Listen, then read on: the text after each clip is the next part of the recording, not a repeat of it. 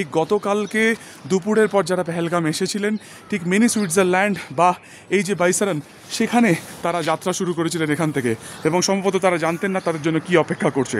সেখানে তারা যান এবং যারা, যেটা পুলিশ সূত্রে বা জেকে পুলিশ সূত্র বা জম্মু কাশ্মীর পুলিশ সূত্রে যেটা আমরা জানতে পারছি, যে সেখানে তাদের যখন তারা সেখানে হর্স রাইডিং করছিলেন, সেখানে যখন তারা ঘুরে বেড়াচ্ছিলেন, তখনই কিন্তু জঙ্গিরা আসেন, জঙ্গল থেকে বেরোন, তাদের পুলিশের উর্দি ছিল, হাতে ছিল আগ্নেয়াস্ত্র। স্বাভাবিকভাবে পর্যটকরা তাদেরকে দেখে বুঝতে পারেননি, তার কারণ তারা ভেবেছিলেন যে নিরাপত্তার জন্যই তাদের কাছে আসছে সেই সমস্ত লোকজন, এবং তাদের নাম পরিচয় এবং ধর্ম তাদের কাছ থেকে জানতে চাওয়া হয়, তাদের কাছ থেকে কালমা পড়তে চাওয়া হয়। স্বাভাবিকভাবে তারা কালমা পড়তে চাননি, তারপর তাদের নাম পরিচয় জানতে পারার পরই কিন্তু তাদের উপরে গুলি করা হয়। সামনে অমরনাথ যাত্রা, তার আগে এই ঘটনাতে স্বাভাবিকভাবে আতঙ্ক গোটা কাশ্মীর, গোটা উপত্যকা, গোটা ভ্যালি জুড়ে।